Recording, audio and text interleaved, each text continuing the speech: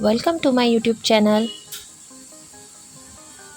इंग्रजी या विषयाचे सराव पाठ टाचन कसे काढायचे ते आज आपण आजच्या व्हिडिओमध्ये बघणार आहोत.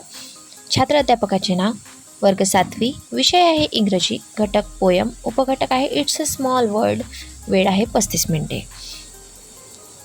मूल्य म्हणजेच व्हॅल्यू घेतलेलं आहे. ऑब्झर्वेशन स्किल, अपेक्षित पूर्वज्ञान म्हणजेच प्रिव्हियस नॉलेज आहे. Student have previous knowledge about emotions and feelings, विद्यार्थ्यांना इमोशन आणि फिलिंगबद्दल पूर्वज्ञान आहे. प्रस्तावना म्हणजे सेट इंडक्शनमध्ये घेतलेला आहे. शिक्षकांनी पूर्वज्ञानावर आधारित प्रश्न विचारून पाठाची प्रस्तावना केलेली आहे, म्हणूनच इथे लिहिलेलं आहे. Teacher ask some questions based on previous knowledge such as do you know about emotions. Second question is what type of emotions did you know. Third question is have you ever feel any of this emotion. Fourth question is did you observe someone have exactly same emotions like you. त्यानंतर हेतुकथन म्हणजे statement of एममध्ये येणार. So today we are going to learn the poem it's a small world written by Richard Sherman and Robert Sherman. त्यानंतर विषय प्रतिपादन म्हणजेच subject प्रेझेंटेशनमध्ये सुरुवातीला येणार. पाठ्यवस्तू म्हणजे टॉपिक, उद्दिष्टे व अपेक्षित वर्तन बदल म्हणजेच objective and expected change in behaviour. अध्ययन अनुभव म्हणजे टीचिंग एक्सपिरियन्समध्ये शिक्षक कृती, टीचर ॲक्टिव्हिटी आणि विद्यार्थी कृती म्हणजेच स्टुडंट ॲक्टिव्हिटी. त्यानंतर शैक्षणिक साहित्य म्हणजे टीचिंग एड्स आणि शेवटी फलकलेखन म्हणजे ब्लॅकबोर्ड रायटिंग. पाठ्यवस्तूमध्ये अगदी सुरुवातीला पोएटचा परिचय आणि पोयमचा परिचय इथे करून दिलेला आहे. त्यानंतर उद्दिष्टे व अपेक्षित वर्तन बदलमध्ये घेतलेलं आहे नॉलेज म्हणजे ज्ञान.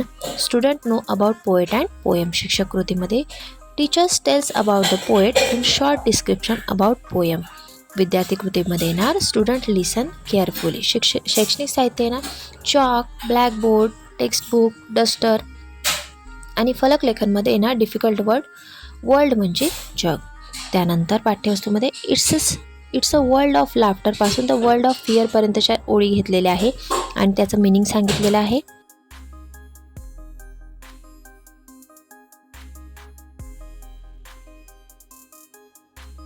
उद्दिष्टे व अपेक्षित वर्तन बदलमध्ये नॉलेज, अंडरस्टँडिंग अँड ॲप्लिकेशन म्हणजे ज्ञान, आकलन आणि उपयोजन लिहून घेतलेलं आहे.